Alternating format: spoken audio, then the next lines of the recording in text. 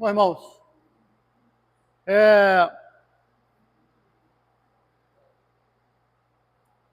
eu não vou dar continuidade à aula que o pastor Daniel está dando, para ele não perder o fio da meada lá, né? E então eu queria que nós hoje firmássemos alguns conceitos importantes, porque hoje nós celebramos a Páscoa, sexta, né? Hoje, e eu queria saber, né, com os irmãos, se nós estamos cientes de tudo que significa a Páscoa para a gente. Qual é a nossa visão, a perspectiva reformada da Páscoa, né? Como é que nós entendemos a Páscoa, né? Que as coisas vão se tornando comuns, a gente sempre fala, a gente já sabe o básico, né? O básico nós sabemos, mas às vezes a gente não sabe mais profundamente o que isso significa. Então, eu queria hoje que nós revisitássemos alguns textos bíblicos, né? E que nós possamos fortalecer essa doutrina tão importante conectada com a Páscoa, né? Na verdade, tem várias doutrinas associadas à Páscoa, né? Isso é muito importante. Pedir para a Násia orar por nós.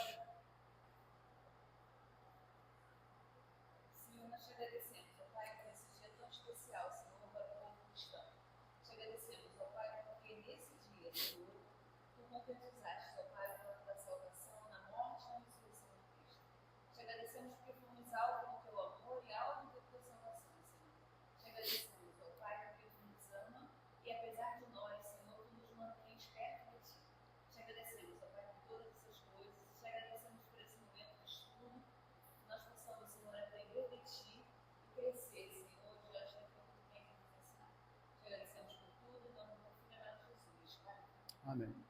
Bom, então nós temos os ensinos do Antigo Testamento e do Novo Testamento. Obviamente nós vemos aí a Páscoa lá no início das coisas, né? No Antigo Testamento, nos primeiros livros ali da Bíblia.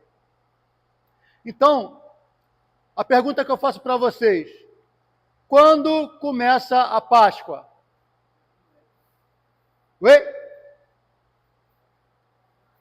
Quando começa a Páscoa? Para responder. No Êxodo. Me conte mais.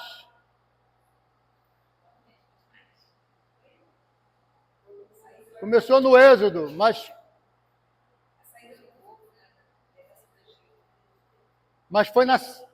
foi durante a saída, durante a caminhada dele no deserto, ou foi antes? Antes.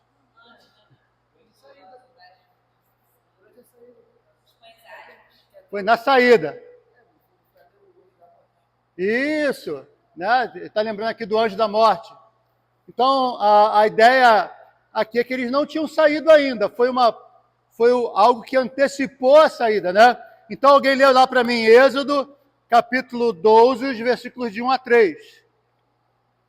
Então, a história da Páscoa começa no livro de Êxodo, né?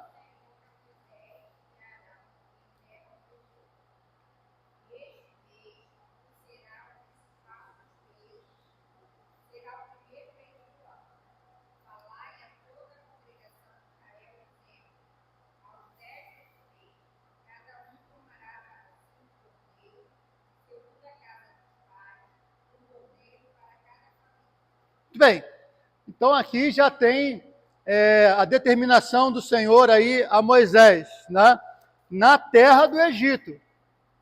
Então, estavam na terra do Egito, né? Não foi propriamente no deserto, a Páscoa foi estabelecida ali, né? Naquele momento da saída, inclusive associada aí à última praga, né? Então, a ideia da Páscoa está conectada aí com a libertação do povo. O sangue do Cordeiro, outra lição, qual foi o significado do sangue do Cordeiro para aquele momento? Qual foi o significado do sangue do cordeiro para aquele momento? Oi? Isso. Então, mas a marca do povo, os primogênitos não morreram, os primogênitos do povo de Israel, né, do povo de Deus, não morreram, porque a última praga foi a morte dos primogênitos, né, dos egípcios. Mas, então o sangue ele tinha uma função de quê? De salvar, de proteção, né? Proteção. Eles pegaram o cordeiro, né? O sangue do cordeiro, marcaram ali os umbrais com folha de isopo, né? Isopo era uma folha, né? Que era usada em rituais. Por exemplo, aspergir, né? Molhava na folha, né? de isopo e aspergia. Ou então, para esse processo aí, eles marcaram os umbrais das portas, né? Então, ele servia de proteção. Alguém vai ler para mim também o capítulo 12 de Êxodo, vai ler o versículo 7 e depois vai ler o versículo 13. 7 e pula lá para o 13.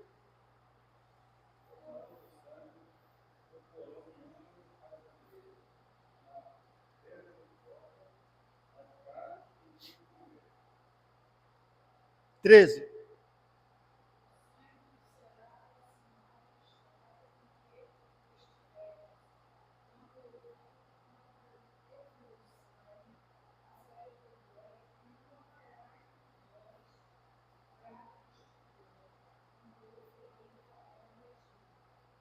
Interessante, né? A gente fala do anjo do Senhor, né? Ele falou que é o anjo da morte, né? Mas o Senhor coloca na primeira pessoa aqui, né? Quando eu, né? É um mistério aqui, né? Pode ter sido ele mesmo, o próprio Deus, ou Deus por meio de um anjo, né? Porque no Antigo Testamento, muitas vezes, essa expressão, o anjo do Senhor, ela é usada para o próprio Senhor, né? Quando o anjo do Senhor fala com Josué, né? É o próprio Deus que está falando com Josué.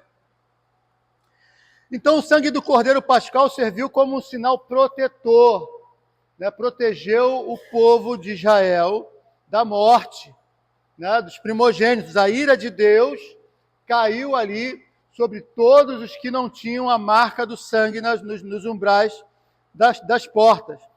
Então, essa é a Páscoa no Velho Testamento, tá?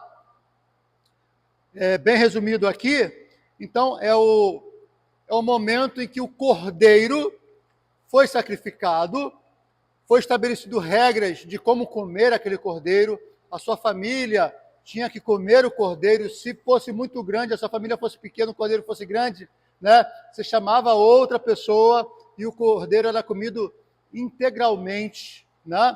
E o sangue daquele cordeiro, quando ele foi morto, foi usado para marcar os umbrais da porta. Então Deus estabeleceu o primeiro mês, né? No caso o mês de Abib, né? A gente chama de abril aqui. Abril não é o nosso primeiro mês, é janeiro, né? Mas lá para o povo de Deus, ele se tornou o primeiro mês por ser o mês mais importante, né? O mês da libertação do povo. E agora a gente faz aí a conexão importante com o Novo Testamento. Eu acho isso importante porque algumas pessoas às vezes exageram na conexão com o Antigo Testamento e outras pessoas desprezam a conexão com o Antigo Testamento. Então, a gente precisa entender que existem uns elementos de continuidade e elemento de descontinuidade. Tá? Existe alguma coisa que, de lá, né, que o Novo Testamento, que o Senhor Jesus Cristo nos ensina que faz essa conexão da Páscoa, né, do Antigo Testamento com a Páscoa do Novo Testamento. Né? Não são exatamente a mesma coisa, Porque a Páscoa do Antigo Testamento celebra uma coisa, e a Páscoa no Novo Testamento celebra outra coisa. Mas, ao mesmo tempo, existe uma conexão, porque a Páscoa do Antigo Testamento, ela é o quê? Como diz o autor aos Hebreus, uma sombra do que haveria de acontecer no Novo Testamento. Então, a conexão clara é o próprio Senhor Jesus Cristo. Porque o Senhor Jesus Cristo, ele é o nosso o quê? Lembrando aí da Páscoa do Antigo Testamento. O nosso Cordeiro, na expressão completa, né? O nosso Cordeiro Pascal. Né? Ele é o nosso Cordeiro Pascal. Alguém abre para mim aí 1 Coríntios, capítulo 5, versículo 7. Pode ler.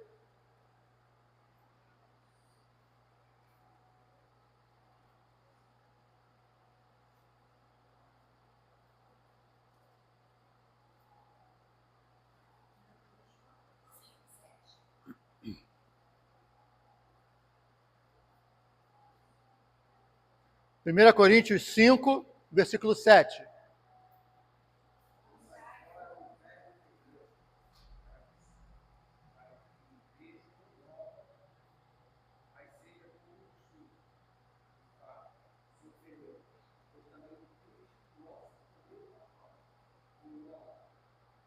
Muito bem.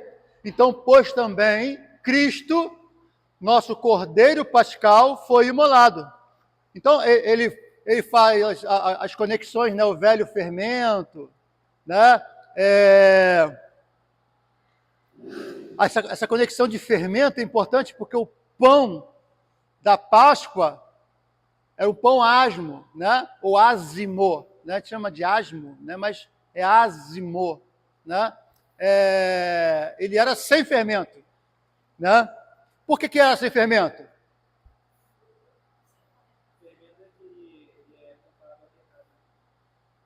Tem essa simbologia, mas por que o pão da Páscoa lá dos judeus foi sem fermento? Oi? Eles não estavam fugindo, né? Mas eles tinham que sair rápido. Né? Então, a ideia do o pão com fermento, você tem que esperar o pão fermentar para poder cozinhar. Né? O pão sem fermento, você prepara e já joga no forno, né? E pronto. Né? Porque eles precisavam sair naquela mesma noite. A ideia era sair logo. Né? De fato, depois acabou da impressão de fuga. Mas não é uma fuga, porque eles despojaram os egípcios, tiraram as joias, tiraram tudo dos egípcios e levaram as riquezas dos egípcios e foram. Né? Porque Deus ordenou que fosse assim. Então eles não saíram correndo, saíram com dignidade. Né? Eles pararam lá na...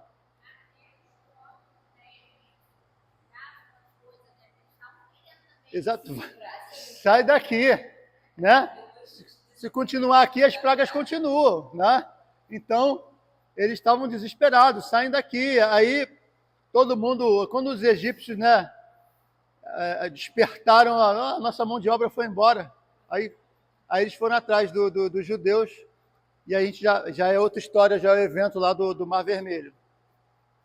Então, Cristo, aí o próprio Novo Testamento faz essa conexão. O Novo Testamento faz a conexão com o Antigo Testamento. Esse elemento de continuidade, no sentido de que a Páscoa do Antigo Testamento apontava para Cristo. E o cordeiro que foi imolado lá e que era imolado toda a Páscoa, apontava para Cristo, que é o nosso cordeiro pascal. Então, toda a Páscoa, o cordeiro era imolado. No Novo Testamento, nós não imolamos mais cordeiro. Por quê? Porque o cordeiro, que era a substância, o próprio Cristo, né, cuja sombra do passado apontava, né, ele morreu de uma vez por todas. Né? Então, Cristo é o nosso Cordeiro Pascal. É aqui que João Calvino ele vai falar num dos seus comentários, ele vai dizer assim, aqui vemos claramente como os rituais da antiga lei eram sombras da nossa realidade em Cristo. O Cordeiro Pascal não era apenas uma lembrança do livramento passado, mas um tipo que apontava para o futuro sacrifício de Cristo. Então, isso é muito importante, não apenas para a gente hoje, mas uma lição daquilo que nós entendemos sobre o pacto da graça, em que o Antigo Testamento e o Novo Testamento fazem parte desse pacto da graça, porque você vai ver crente aí dizendo que o Antigo Testamento era pacto das obras e que o Novo Testamento é pacto da graça. E aí a gente vai ver aqui nesse texto que os judeus não apenas entendiam que o Cordeiro Pascal lembrava o livramento do Egito, mas o Cordeiro Pascal também alimentava a fé deles no Messias que haveria de vir.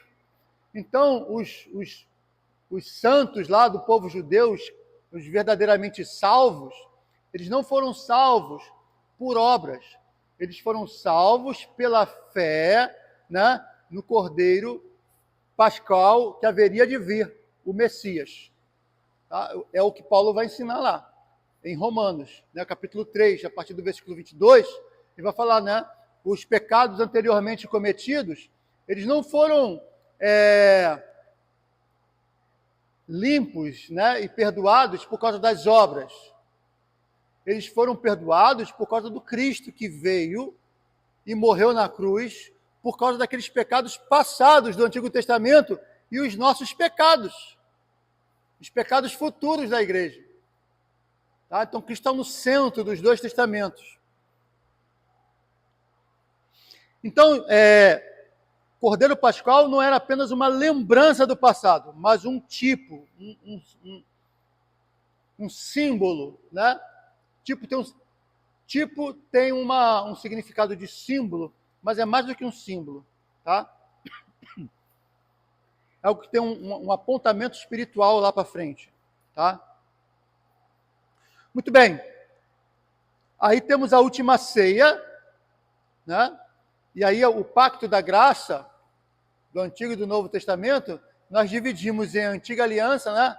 E Nova Aliança, usamos essa expressão da Antiga Aliança. Antiga Aliança no passado, com aqueles elementos que tinham no passado, que era o sacrifício do cordeiro, as ofertas, a obediência à lei, aquelas coisas todas, né, que eram os meios de graça do Antigo Testamento, que eram muito mais complexos, mais difíceis de se cumprir. Né? Por quê? Porque o Cristo não tinha vindo ainda, o Messias não tinha vindo ainda. Tá? Mas nós temos agora, na nova aliança, né, depois da obra do Cordeiro Pascal, Jesus Cristo, né, também nós temos, lá eles tinham meios de graça que alimentavam a fé deles? Sim, nós também temos hoje. Quais são os meios de graça que alimentam a nossa fé hoje?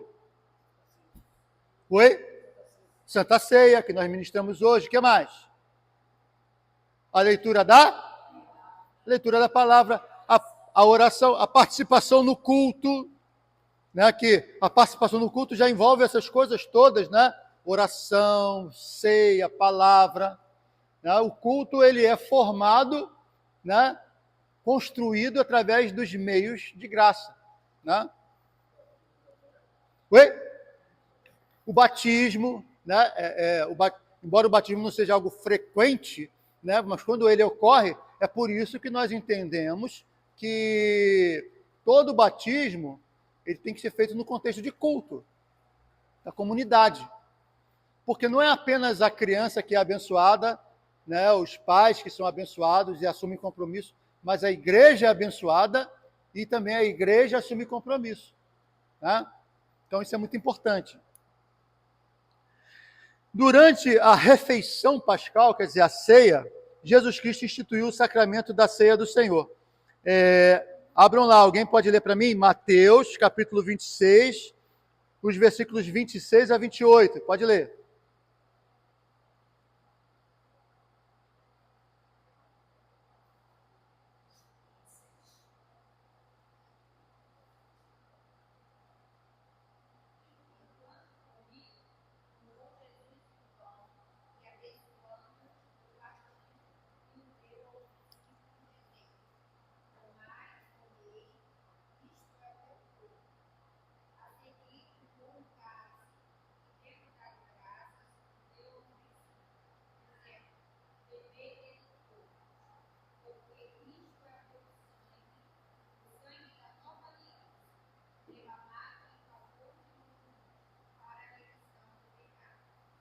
Muito bem. Então, existe aqui, né, a chuva. Existe aqui o que Charles Hodge, né, vai dizer que é o elemento de continuidade. Cristo escolheu deliberadamente o contexto da Páscoa para estabelecer a Santa Ceia, né? Demonstrando a continuidade entre as alianças, a antiga aliança e a nova aliança. Ao mesmo tempo, ele indica também a superioridade da nova aliança, porque lá eles tinham o cordeiro pascal, o pão, eles tinham as ervas amargas, né, como foi ensinado ontem, né, para as crianças, e aquilo eram elementos que simbolizavam algo do passado. Mas o Senhor Jesus Cristo, ele está dizendo assim, isto, quer dizer, o pão e o vinho, isto é o meu corpo. Então, ele não apenas tem esse elemento de continuidade, mas tem um elemento de superioridade, que agora é o corpo, né, chamado corpo e o sangue de Cristo. Tá? E isso é muito importante. A ideia aqui é mostrar como que a nova aliança, ela é superior do que a antiga aliança, porque a obra foi concluída em Cristo Jesus. Isto é o meu corpo, que é dado por vós. Tá?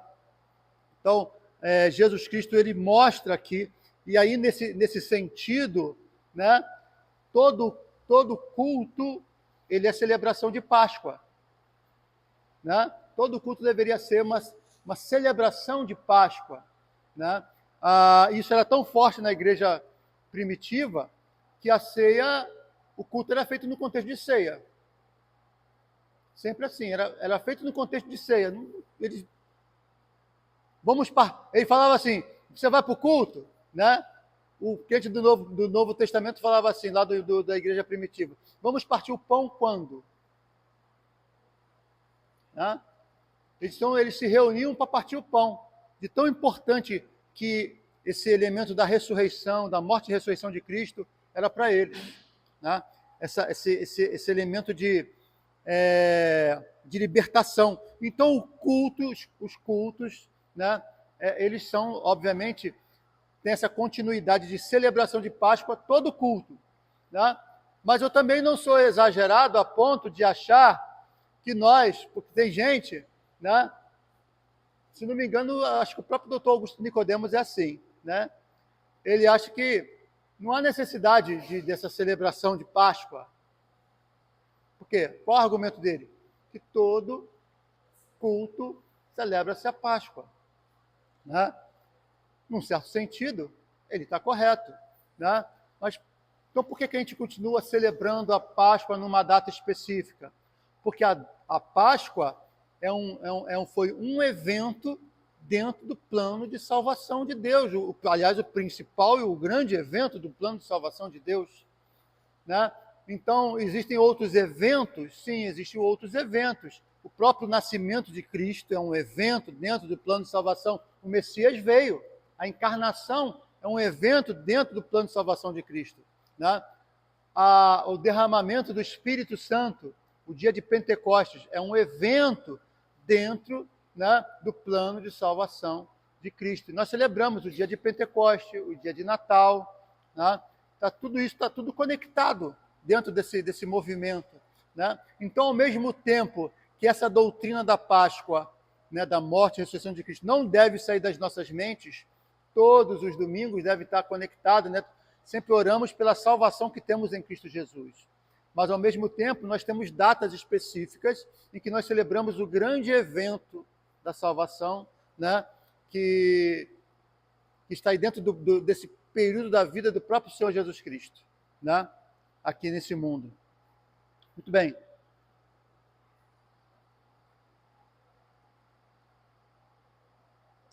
Então, nós temos aí a última ceia, né, e a nova aliança, essa conexão da última ceia e a nova aliança. Nós temos também uma conexão aqui dentro dessa doutrina da Páscoa cristã, que é a ressurreição como uma confirmação. Ou seja, a Páscoa cristã celebra não apenas o sacrifício de Cristo, mas a sua ressurreição vitoriosa. Então, como é que os cristãos, a gente meio que, a gente não vacila nisso, mas poderia ser feito de maneira melhor. Mas, por exemplo, o cristianismo, a Igreja Católica faz muito isso, né? Algumas igrejas anglicana, luterana também faz. Na sexta-feira tem o culto. No culto, algumas igrejas tiram todos os panos, não tem pano nenhum. Que é um culto que aponta para um momento triste, a crucificação. Algumas igrejas trocam o pano para o pano preto, de luto. Tem uns panos bonitos, pretos, né, com uma cruz. Né? Então, porque o foco daquele culto da sexta-feira é a morte de Cristo. A pregação vai focar ali, os cânticos vão focar nessa parte. Né? Aí depois tem o sábado, algumas igrejas celebram, outras igrejas não celebram. Né? Aí tem o domingo. E o domingo, o foco é na ressurreição. Né? Então, aqui nós fazemos o culto de Páscoa, que é o culto do presbitério, que normalmente o foco pesa mais para a ressurreição, né? Embora quem faz a liturgia sou eu, então eu sempre ponho textos do sacrifício de Cristo também, eu faço uma coisa mais ou menos equilibrada. Né? Mas nós temos que ter esse elemento. A Páscoa não é apenas a ressurreição. A Páscoa é esse elemento de morte e ressurreição. Esses dois eventos estão conectados. A nossa salvação depende dos dois eventos. Tá? Dos dois eventos. Isso é muito importante. Né? Então, Cristo ele morreu e ele ressuscitou. Né? Alguém lê aí, vamos falar um pouco sobre ressurreição. 1 Coríntios, capítulo 15, o versículo 20.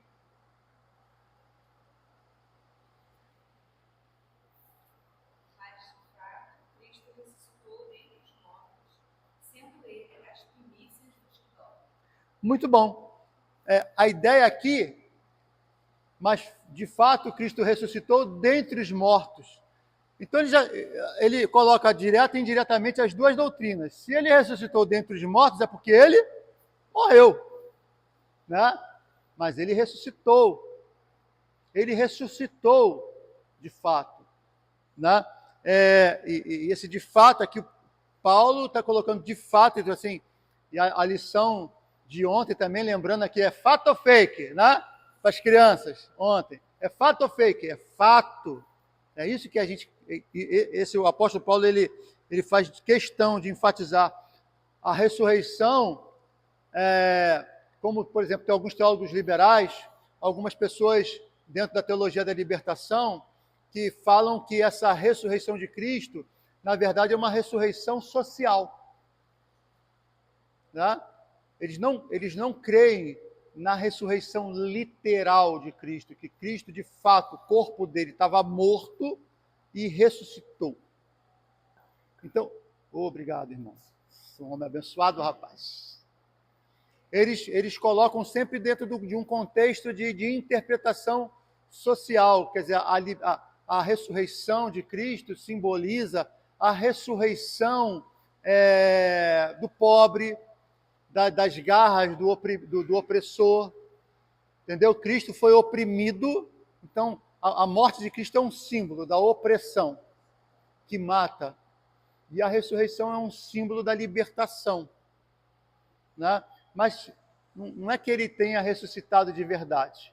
O texto aqui é mitológico, eles vão usar a teologia lá de Bultmann, lá do final do século XIX, início do século XX, né, que ele vai falar da Bíblia como um mito, né, e que os milagres, o extraordinário que acontece na Bíblia, na verdade, não aconteceu. É apenas um recurso literário para representar uma realidade social. Tá? Então, nós não cremos assim. Cristo, de fato, ressuscitou.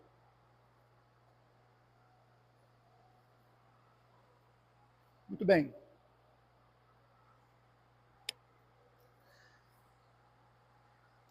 Tem um teólogo chamado Hermann Bavinck, né? Ele diz o seguinte: a ressurreição de Cristo é a confirmação divina que seu sacrifício foi aceito, né? Sem ela, ainda estaríamos em nossos pecados. É a pedra angular de nossa justificação e nossa esperança viva, né? Então,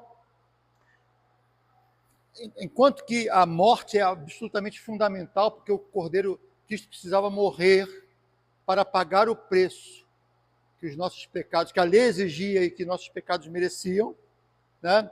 Mas ao mesmo tempo a ressurreição ela também é primordial para sinalizar que o Pai aceitou o sacrifício de Cristo para a nossa salvação, para a nossa justificação, tá? Então os dois elementos são muito importantes. Então a ressurreição ela é uma confirmação divina, Deus confirmando: eu aceito o sacrifício do meu filho. Tá? Então isso é muito importante. Agora temos aí algumas implicações teológicas, né, da Páscoa. Primeiro, é a expiação substitutiva, quer dizer, a morte de Cristo, expiação é um sacrifício satisfatório, para trazer satisfação. Essa expressão não é apenas... O cristianismo ele toma essa expressão que já existia dentro do contexto das outras religiões. Por exemplo, um sacrifício expiatório, um sacrifício de satisfação, e aí digamos que era um romano, ia navegar e eu precisava de um mar tranquilo, né, porque acontecia muito naufrágio. Então eu oferecia um sacrifício de satisfação a Netuno, né, que para eles era o deus dos mares, ou Poseidon, né? E eles ofereciam um sacrifício para aquele deus, para que eles tivessem uma viagem tranquila, que é um sacrifício satisfatório. A gente toma essa expressão, né, de sacrifício que traz satisfação, mas uma satisfação que esse sacrifício é diferente. Por que é diferente? Qual é a diferença?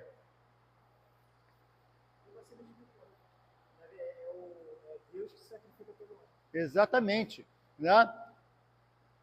Poseidon, que nunca existiu, não mandou o filho dele e não veio ele mesmo se sacrificar. No cristianismo, Deus Todo-Poderoso, aquele que é satisfeito pelo sacrifício expiatório, ele mesmo envia o sacrifício, o seu próprio filho, né? Que é o sacrifício perfeito, né? Então, o sacrifício de Cristo, ele é expiação no sentido que traz satisfação a Deus, mas ao mesmo tempo ele é substitutivo. Por quê? Quem merecia morrer? Nós, certo? Mas quem morreu foi ele. Então, esse sacrifício, ele é expiatório, é uma expiação substitutiva, tá? Porque ele morre em nosso lugar. 2 Coríntios, capítulo 5, versículo 21. Quem achar, lê aí.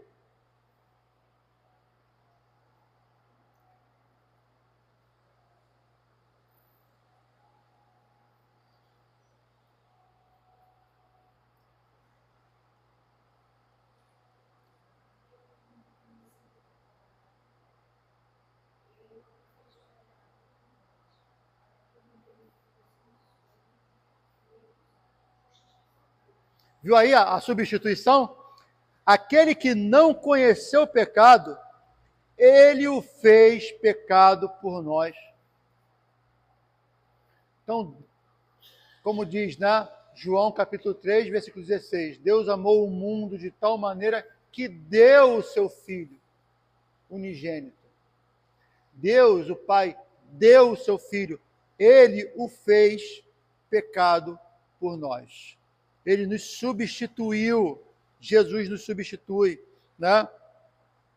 A ideia de substituição está no coração da expiação, né? Assim como o Cordeiro Pascal morreu no lugar dos primogênitos, Cristo morreu no nosso lugar, suportando a ira divina que nós merecíamos. O Cordeiro Pascal morreu no lugar dos primogênitos, os judeus.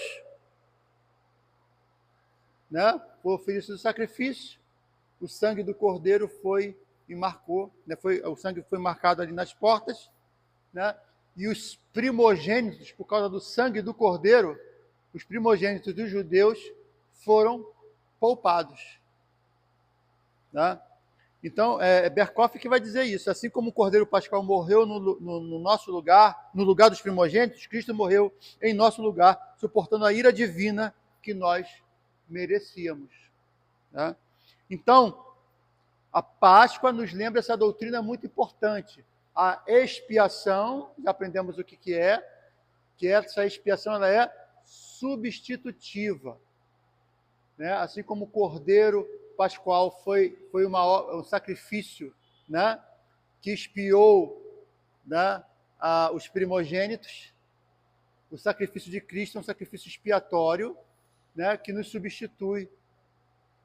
Então ele morre em nosso lugar e nós somos poupados e temos vida eterna. Então a primeira doutrina, expiação substitutiva. A segunda doutrina é a justificação pela fé. A conexão aí da Páscoa e da ressurreição, né? Para a nossa justificação. Romanos, capítulo 4, versículo 25. Quem achar pode ler.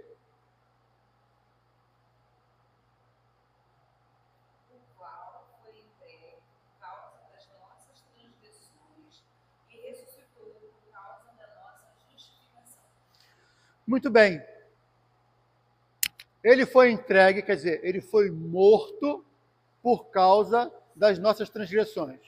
Quer dizer, ele nos substituiu, a doutrina anterior, né? Ele nos substituiu, pagando o preço pelos nossos pecados. Mas ele ressuscitou por causa da nossa justificação. Quer dizer, a ressurreição é uma confirmação de que Deus aceitou o sacrifício de Cristo, mas isso tem um efeito no tribunal de Deus, né? O que Deus estabelece no seu tribunal?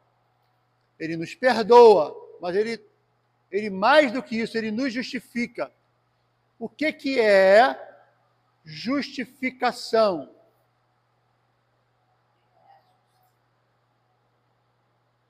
O que é justificação? Nós vamos responder aqui, quem mais sabe?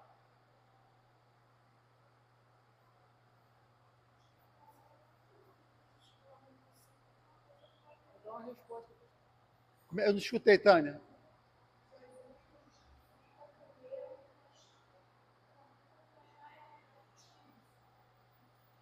Nos justifica dos nossos erros.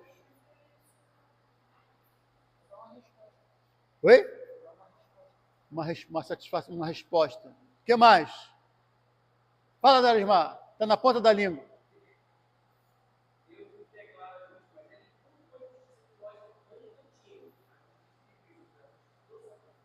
Exatamente. Tem um vídeo de um pastor que eu já falei isso para vocês, né? Que ele fica debatendo, né, com as pessoas e a menina pergunta para ele: entra pecador no céu? Ele não. Não? Não, só entra gente perfeita no céu. Ué, então, como é que as pessoas vão para o céu? As pessoas que foram para o céu eram perfeitas? Não. Elas eram pecadoras. Aí ela, né? Se eram pecadoras e só entra gente perfeita no céu, como é que isso acontece? Então, exatamente, né, o que foi falado aqui. Nós somos imperfeitos. Mas quem que é o perfeito? Jesus é o perfeito. Então, a justiça de Cristo é imputada em nossa conta, é colocada em nossa conta. Nós não somos perfeitos, mas Cristo, que é o nosso substituto, ele é perfeito.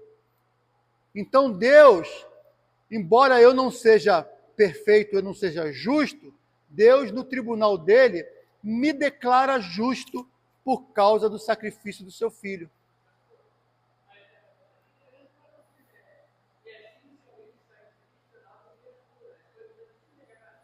Exatamente.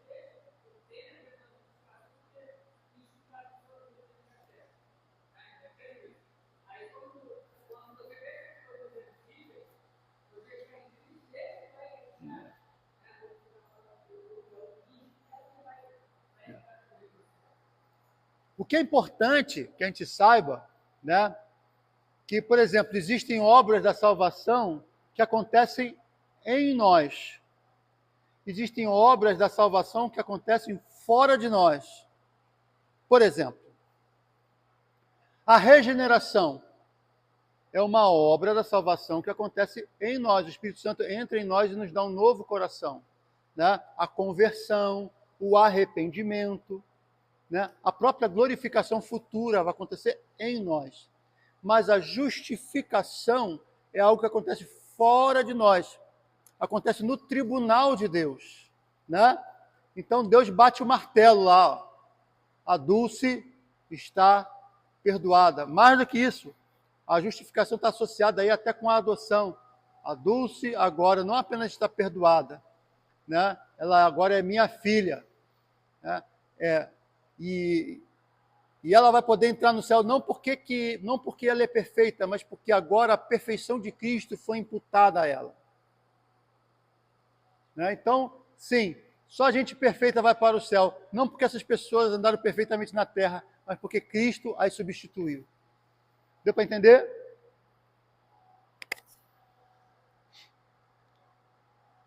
Jonathan Edwards ele vai dizer o seguinte: a ressurreição de Cristo é o fundamento da nossa esperança e a garantia de que aqueles que estão unidos a Ele pela fé são verdadeiramente justificados diante de Deus. Coisa maravilhosa, né? Então, a morte e a ressurreição de Cristo está associada a essa doutrina importante da justificação pela fé, está associada à expiação substitutiva, está associada a outra doutrina muito fundamental, que é a nossa união com Cristo. Leiam lá Romanos 6, versículo 4.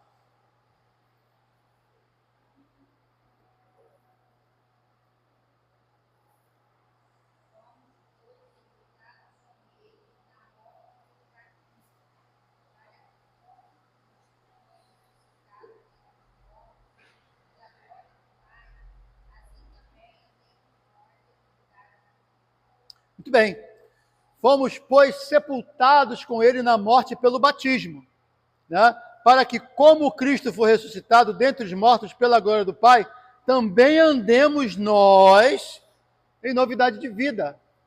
Veja que essa associação que nos conecta aí, né, com Jesus. A nossa participação nos benefícios de Cristo não ocorre à distância, mas através de uma união real, mística e espiritual com Jesus. Em sua morte, nós morremos. Em sua ressurreição, nós ressuscitamos. Nós estamos definitivamente, permanentemente unidos a Cristo. Por isso somos cristãos, né? Nós somos seguidores de Cristo apenas. Nós estamos ligados a Ele, unidos a Ele, porque Ele fez assim, né? Cristo está conosco sempre, tá? Então isso é muito importante. Agora, para a gente fechar,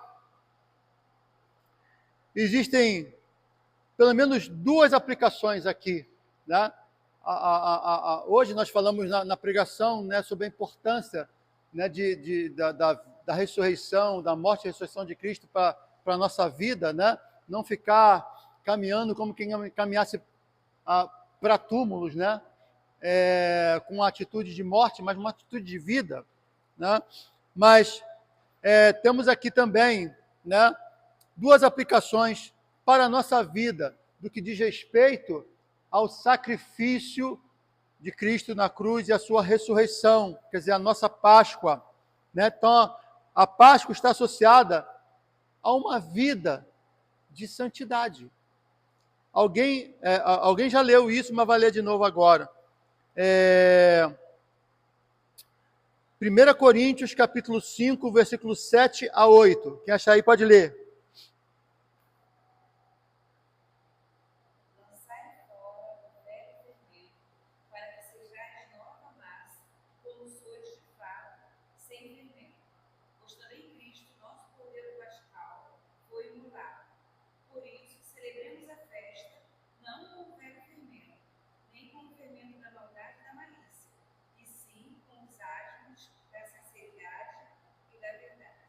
Muito bem. O Alexandre tinha lembrado aqui do fermento na Bíblia, em alguns lugares, como símbolo de pecado, né, de impureza. Né? Aqui nós temos isso. Por que esse símbolo? Porque está associado a uma lembrança lá do pão, né? Da saída. A gente lançar fora o velho fermento, mas usar o quê? Os asmos, que é o pão sem fermento, né? Então, sem as coisas do mundo, nós queremos... Abençoado, Senhor.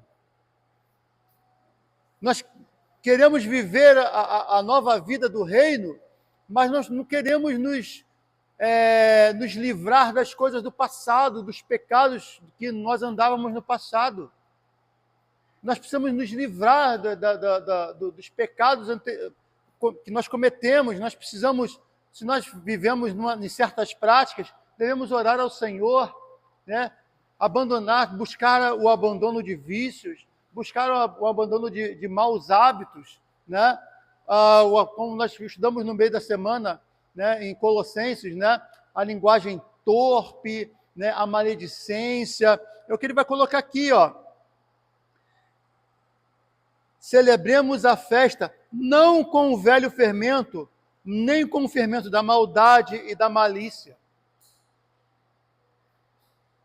Mas agora a gente tem que jogar isso tudo fora. Não vamos inchar o nosso cristianismo com essas coisas do mundo. Que nosso cristianismo seja igual o pão asmo, né? Asmo, sem fermento. Ele é mais fino, né? Ele não fica inchado, mas é aquilo que Deus espera de nós, né? Para a nossa caminhada cristã.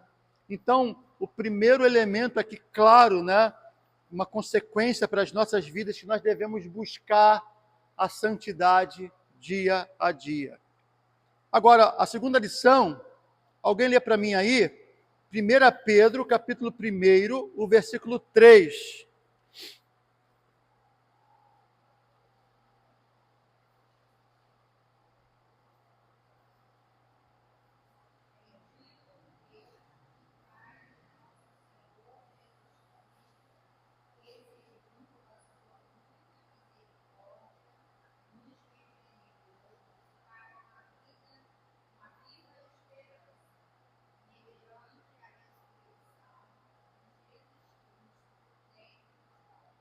Olha, coisa preciosa, né? Então, bendito Deus e Pai, né? Acho que é o William Hendricks, né? A primeira vez que eu li o comentário de William Hendricks, que eu fui pregar em Efésios, ele vai explicar, né, que bem dizer a Deus é render altos louvores, né? Nós rendemos altos louvores ao nosso Deus e Pai, o Pai de nosso Senhor Jesus Cristo, porque segundo a sua misericórdia, ele nos regenerou para uma viva esperança. E como é que ele fez isso? Mediante a ressurreição de Jesus Cristo. Então, porque Cristo ressuscitou, né?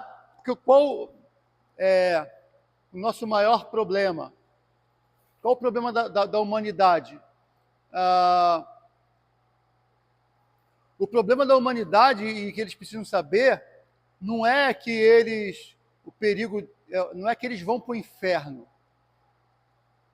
O inferno é uma consequência do que eles precisam resolver, do verdadeiro mal, né? Assim como ir para o céu, né, é uma consequência, né, da verdadeira bênção.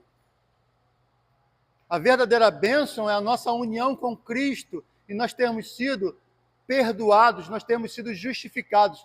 A bênção é que Deus bateu o martelo, puf, e disse: você está justificado por causa do sangue do meu filho. E a partir dali, a partir desse bater de martelo, né, que nos torna salvos, é que nós passamos a ter a certeza de que vamos para o céu, de que nós estamos unidos com Cristo, de que Deus nos ama. Todas as bênçãos são consequências desse perdão e dessa justificação, né, de termos sido declarados justos por Deus, né? Então, ele declara que tudo isso, essa justificação, ela aconteceu porque Cristo morreu. E porque Cristo morreu e ressuscitou, melhor, né, e nós somos justificados, eu agora posso ter esperança. Essa esperança não depende de mim, depende do que Cristo fez, e Ele já fez. Ele nos ressuscitou e nos salvou para uma viva esperança, né? Segundo a sua muita misericórdia. Então, eu e você somos consolados dia a dia, apesar dos percalços, das tristezas, dos lutos e tudo que acontece nas nossas vidas, nós somos confortados porque nós temos essa viva esperança, né, em nossas vidas. Então, deixa eu concluir aqui. A Páscoa, na perspectiva reformada, né, bíblica e reformada, não é apenas uma comemoração histórica, mas uma realidade teológica central que informa a nossa compreensão da salvação, né? Arcis Sproul, ele disse o seguinte: na Páscoa vemos a confluência perfeita da justiça e misericórdia de Deus. A cruz satisfaz as exigências da sua justiça, enquanto a ressurreição manifesta o poder da sua graça. Esta é a essência do evangelho que confessamos e que proclamamos. Deus, para ser misericordioso, ele poderia deixar de ser justo? Não. Para ser justo, ele tinha que abandonar a sua misericórdia? Não. Então, se ele olhasse através de nós, ou uma coisa ou outra, se fosse resolver através das nossas vidas. Mas em Cristo, os atributos de justiça e amor e misericórdia de Deus estão em perfeita consonância. Deus não se nega a si mesmo, né? Então, que essa reflexão sobre o significado da Páscoa fortaleça a nossa fé, né? Nos inspire a viver em gratidão pelo sacrifício de Cristo. Alguém tem alguma pergunta? Gostaria de perguntar, participar? Temos aí 5 minutinhos.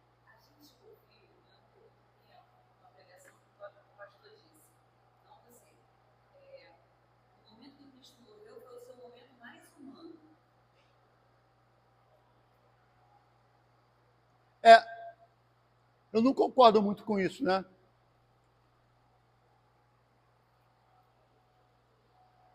Por que não? Porque o sacrifício de Cristo, a morte de Cristo, ela foi diferente em muitos aspectos. Por exemplo,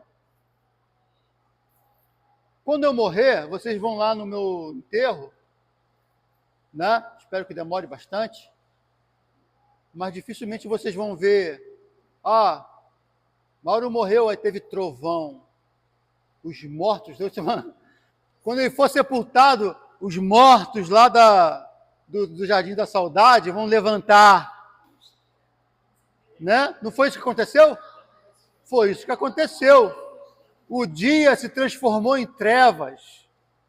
Isso é a morte de uma pessoa normal? Né? Esse é um ponto, né?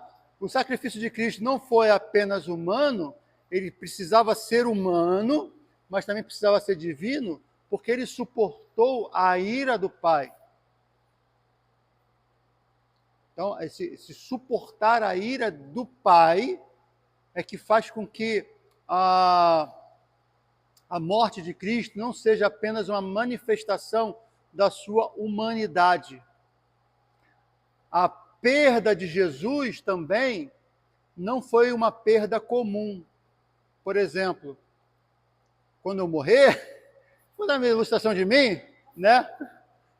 Quando eu morrer, a Marinada vai sentir falta de alguém que viveu com ela, sei lá, se eu morresse hoje, 40 anos, né? Juntando o namoro aí, né? Quase 40 anos. A separação de Cristo do Pai foi uma separação de um amor perfeito que foi eterno. A gente desconhece, isso é uma eternidade. Deus não é, Deus é eterno, quer dizer, ele é infinito para o futuro e ele é infinito para o passado. A perda de Jesus foi algo que ninguém pode perder.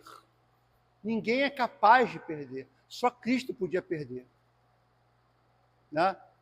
Porque quando ele diz assim, Senhor, glorifica o teu filho, né? João capítulo 17, glorifica o teu filho com a glória que tive contigo antes que houvesse mundo. Olha, foi isso que Cristo perdeu durante 2 dias, né? Ao terceiro dia ele ressuscita. Né? Então, é isso que Cristo perdeu. Então, a morte de Cristo, a gente não pode dizer que foi apenas o lado humano de Cristo que estava ali. Né? Estava o lado humano, sim, ele sentiu dor, sofreu, sangrou, mas também estava o lado divino ali, né?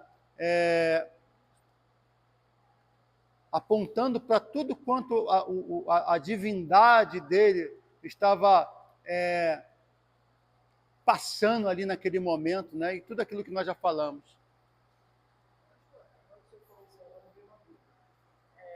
Quando a natureza, assim, quando Jesus morreu, a natureza ela reagiu. Foi um ato divino ou foi um ato próprio da natureza mesmo, como se fosse um ser senciente? Ele está perguntando que tudo aquilo que aconteceu na morte de Jesus Cristo, né? O terremoto, as trevas, os mortos, né? Que reagiram automaticamente, né? Como a criação reagindo automaticamente à morte do Criador, né? Existem dúvidas quanto a isso. Eu acho que não. Eu acho que é uma manifestação divina. Por quê? Porque a Terra até teria uma tentação de acreditar na manifestação da natureza no que diz respeito às trevas. Mas Jesus está morto? Só Deus. Né? Ressuscitar os mortos é só Deus. Né? E assim como Jesus Cristo ressuscitou Lázaro, né? Então eu creio que ali foi uma manifestação da ira divina ali, né? Transbordando ali.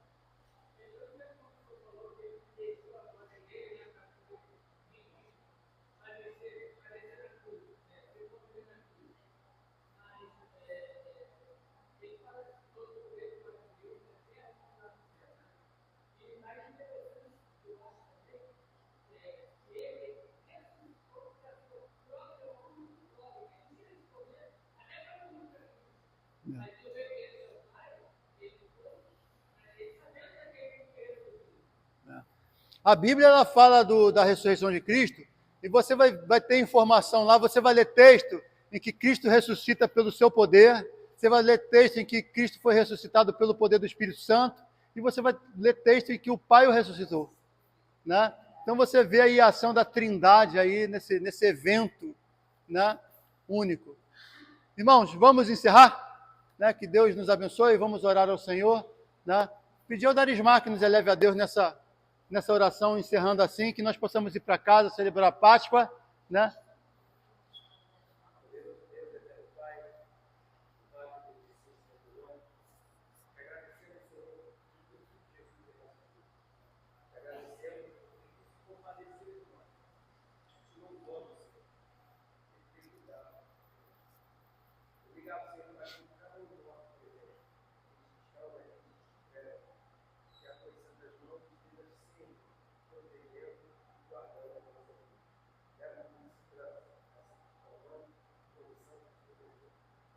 Amém.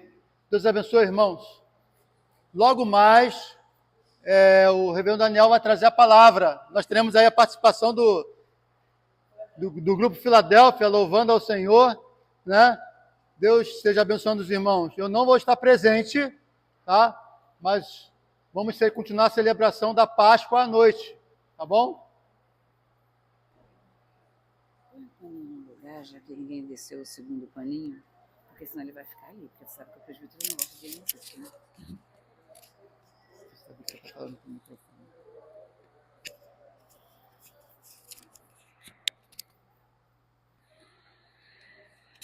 E agora?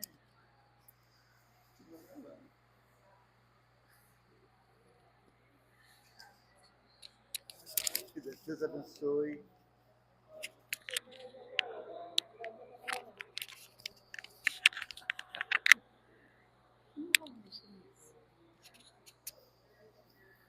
Segura aqui para mim, para dar pro Guilherme.